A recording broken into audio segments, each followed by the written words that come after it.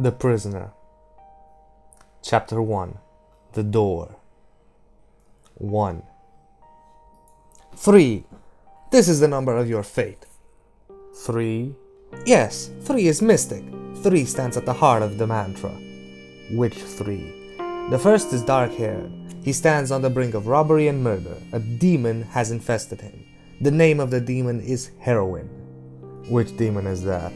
I'd know it not, even from nursery stories. He tried to speak, but his voice was gone. The voice of the oracle, star-slut, whore of the winds, both were gone. He saw a card fluttering down from nowhere to nowhere, turning and turning in the lazy dark.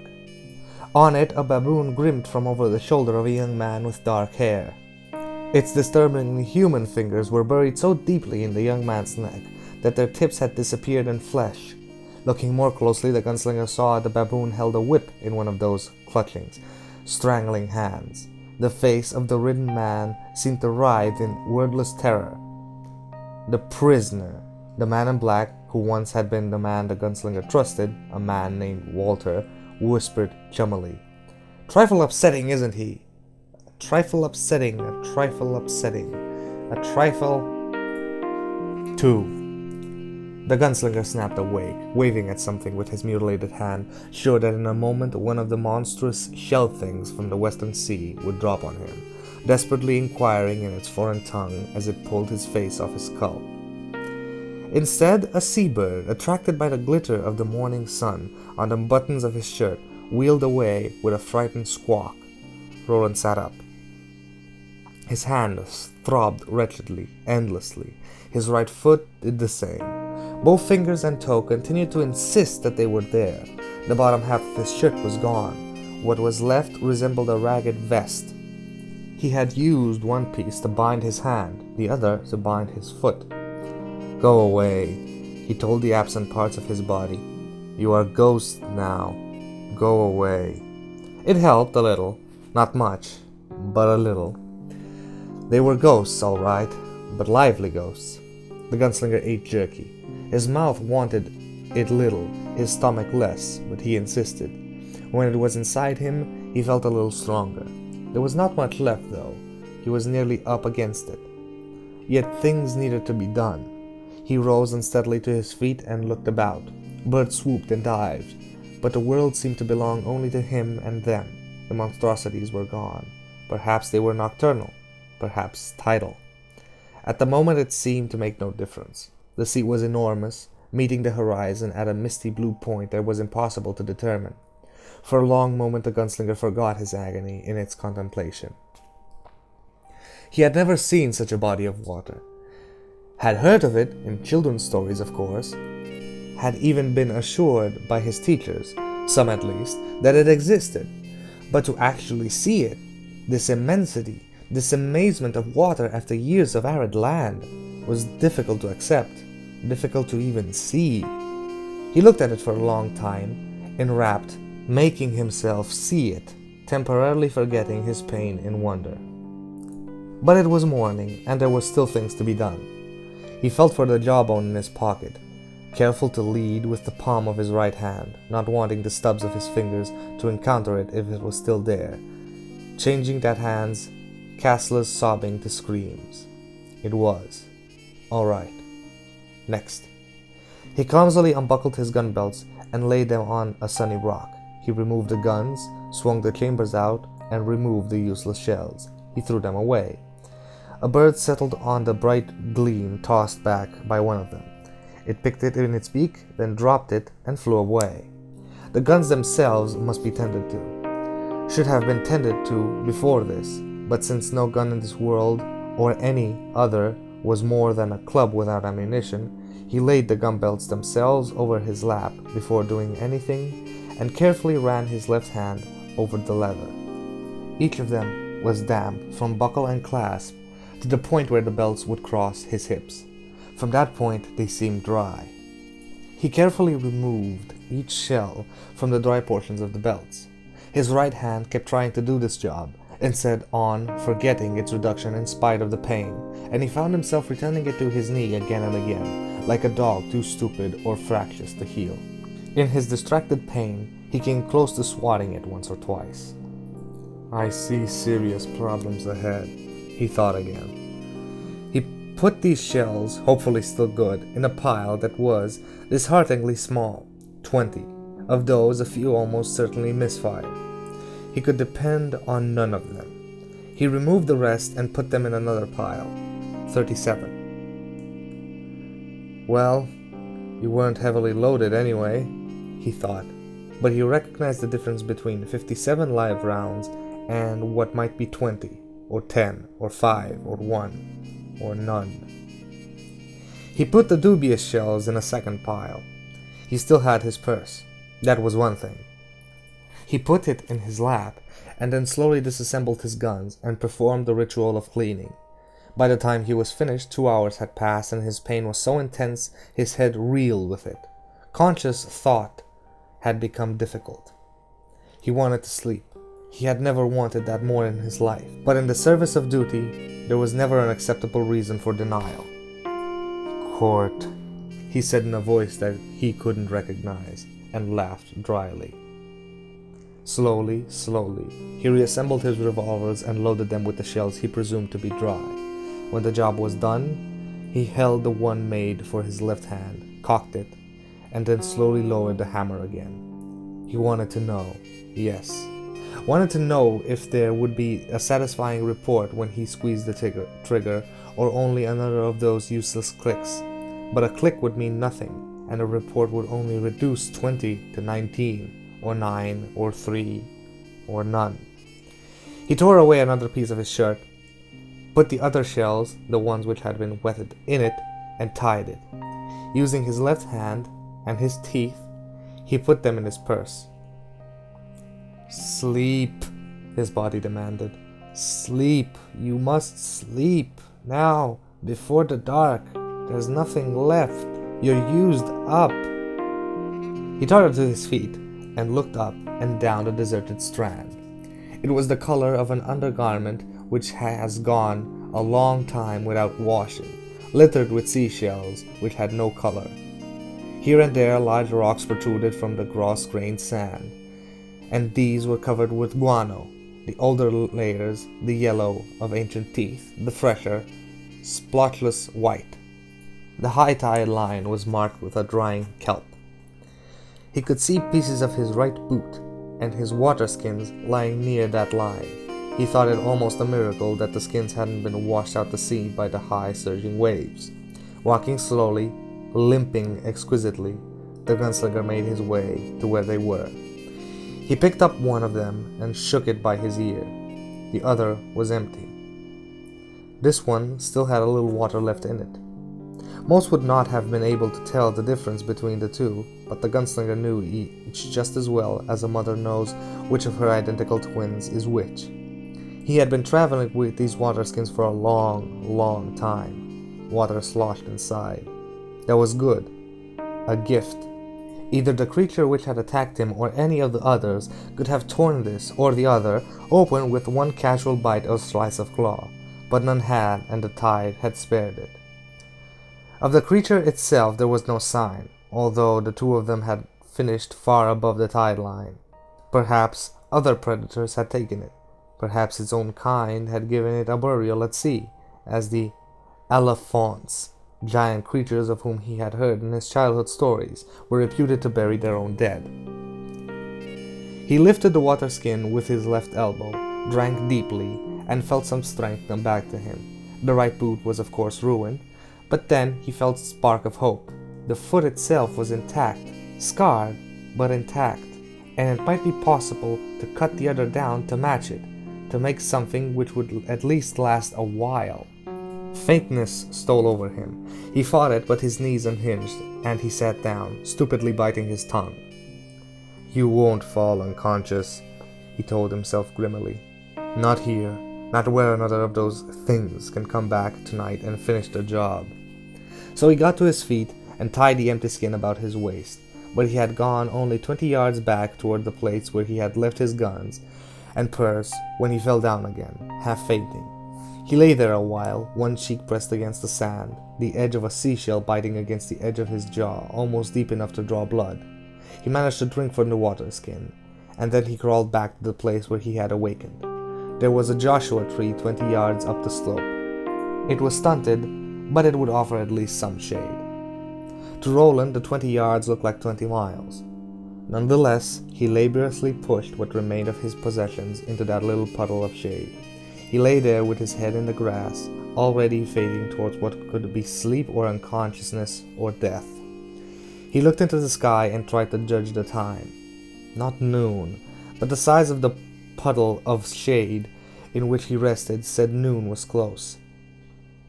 He held on a moment longer, turning his right arm over and bringing it close to his eyes, looking for the telltale red lines of infection, of some poison seeping steadily towards the middle of him.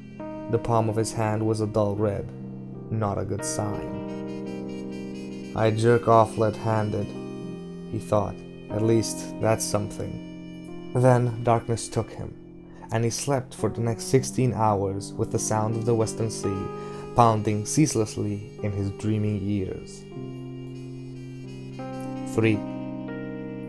When the gunslinger awoke again, the sea was dark, but there was faint light in the sky to the east. Morning was on its way.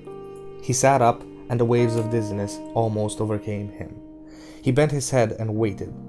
When the faintness had passed, he looked at his hand. It was infected all right, all telltale red swelling that spread up the palm and to his wrist. It stopped there, but already he could see the faint beginnings of the other red lines, which would lead eventually to his heart and kill him. He felt hot, feverish. I need medicine, he thought, but there is no medicine here. Had he come this far just to die then? He would not. And if he were to die, in spite of his determination, he would die on his way to the tower. How remarkable you are, Gunslinger, the man in black tittered inside his head. How indomitable, how romantic in your stupid obsession. Fuck you, he croaked and drank. Not much water left either. There was a whole sea in front of him. For all the good it would do him, water, water everywhere, but not a drop to drink. Never mind. He buckled on his gun belts, tied them. This was a process which took so long that before he was done, the first faint light of dawn had brightened to the day's actual prologue, and then tried to stand up. He was not convinced he could do it until it was done. Holding to the Joshua tree with his left hand, he scooped up the not quite empty water skin with his right arm and slung it over his shoulder, then his purse. When he straightened, the faintness washed over him again, and he put his head down, waiting, wailing. The faintness passed. Walking with the wavering steps of a man in the last stages of ambulatory drunkenness, the gunslinger made his way back down to the strand. He stood, looking at an ocean as dark as mulberry wine, and then took the last of his jerky from his purse. He ate half, and this time both mouth and stomach accepted a little more willingly. He turned and ate the other half as he watched the sun come up over the mountains where Jake had died, first seeming to catch on the cruel and treeless teeth of those peaks, then rising above them. Roland held his face to the sun, closed his eyes, and smiled. He ate the rest of his jerky. He thought, very well, I am now a man with no food, with 2 less fingers and 1 less toe than I was born with. I am a gunslinger with shells which may not fire. I am sickening from a monster's bite and have no medicine. I have a day's water if I'm lucky. I may be able to walk perhaps a dozen miles if I press myself to the last extremity. I am, in short, a man on the edge of everything. Which way would he walk? He had come from the east. He could not walk west without the powers of a saint or a savior. That left north or south? North. That was the answer his heart told. There was no question in it. North. The gunslinger began to walk. 4. He walked for 3 hours. He fell twice, and the second time he did not believe he would be able to get up again. Then a wave came towards him, close enough to make him remember his guns, and he was up before he knew it, standing on his legs that quivered like stilts. He thought he had managed about 4 miles in those 3 hours. Now the sun was growing hot, but not hot enough to explain the way his head pounded or sweat poured down his face, nor was the breeze from the sea strong enough to explain the sudden fits of shuddering which sometimes gripped him, making his body lump into goose flesh and his teeth chatter. "Fever, Gunslinger," the man in black tittered. "What's left inside of you has been touched afire." The red lines of infection were more pronounced now. They had marched upward from his wrist halfway to his elbow. He made another mile and drained his water bag dry. He tied it around his waist with the other. The landscape was monotonous and unpleasant. The sea to his right, the mountains to his left, the gray, shell-littered sand under his feet of his cut-down boots. The waves came and went. He looked for the lobstrosities and saw none. He walked out of nowhere towards nowhere, a man from another time who, it seemed, had reached a point of pointless ending. Shortly before noon he fell again, and he knew he could not get up. This was the place then. Here, this was the end after all.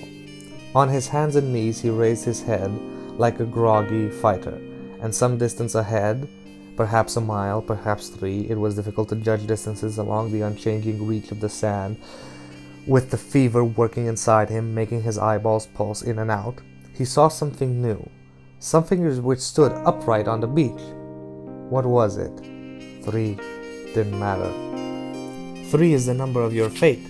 The gunslinger managed to get to his feet again. He croaked something, some plea which only the circling seabirds heard.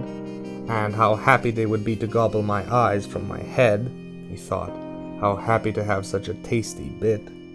And walked on, waving more seriously now, leaving tracks behind him that were weird loops and swoops. He kept his eyes on whatever it was that stood on the strand ahead. When his hair fell in his eyes, he brushed it aside. It seemed to grow no closer. The sun reached the roof of the sky, where it seemed to remain far too long.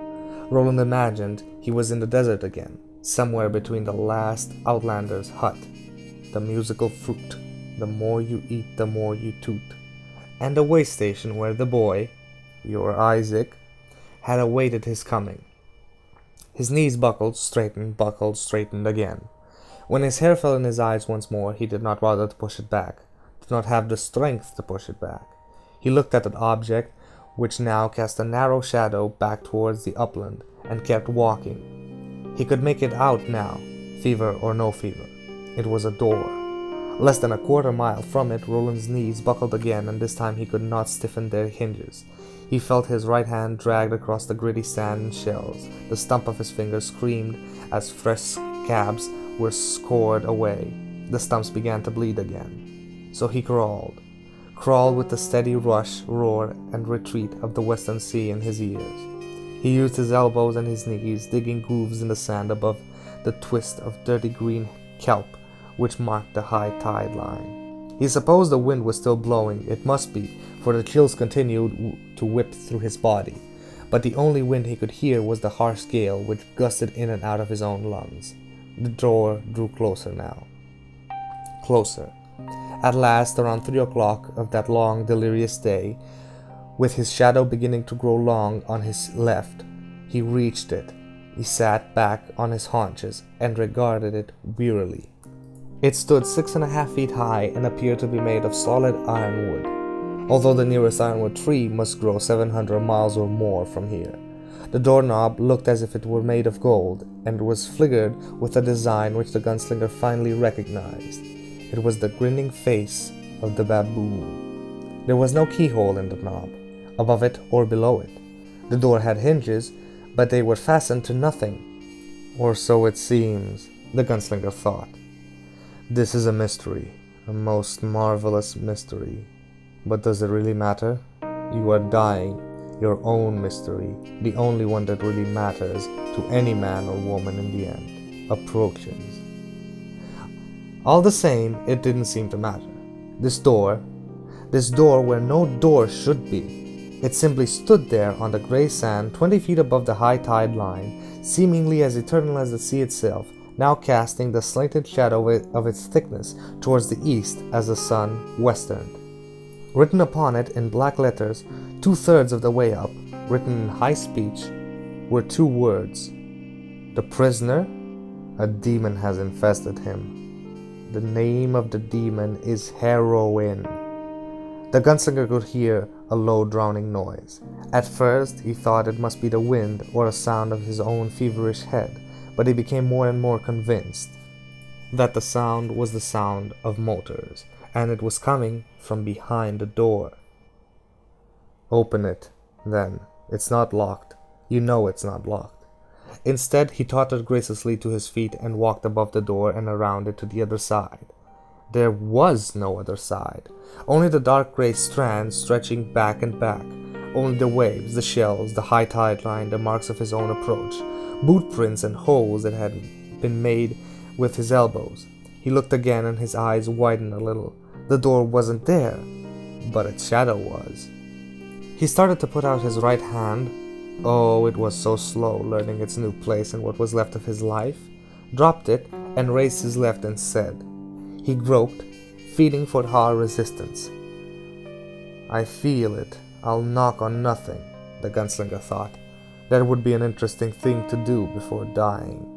His hand encountered thin air far past the place where the door, even if invisible, should have been. Nothing to knock on, and the sound of motors, if that's what it really had been, was gone. Now there was just the wind, the waves, and the sick buzzing inside his head.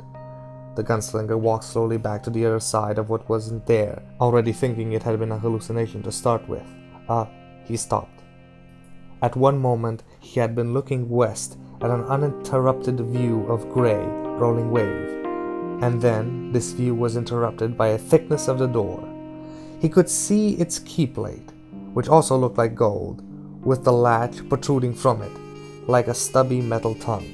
Roland moved his head an inch to the north and the door was gone, moved it back to where it had been and it was there again. It did not appear, it was just there. He walked all the way around and faced the door, swaying.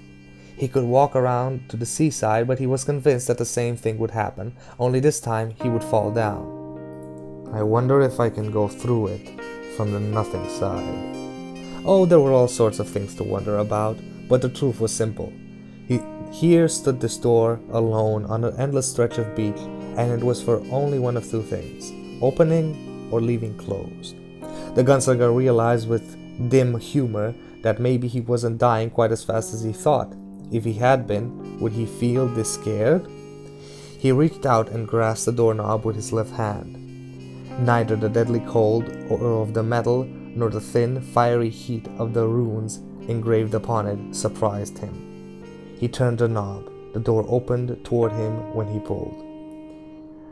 Of all the things he might have expected, this was not any of them. The gunslinger looked, froze, uttered the first scream of terror in his adult life, and slammed the door. There was nothing for it to bang shut on, but it banged shut just the same, sending seabirds screeching up from the rocks on which they had been perched to watch him. Thank you guys for sitting down with another session of Majin reading. What is behind this mysterious door? What lies beyond? According to the man in black, the prisoner and his demon, heroin. But what could scare the gunslinger that he would scream aloud and shut the door, even if this door is his only means of escape, his only means of salvation, considering that he is now infected and slowly dying on a beach where he has no food or water or medicine? These are all questions that we will hopefully answer next time. Long days and pleasant nights, listener.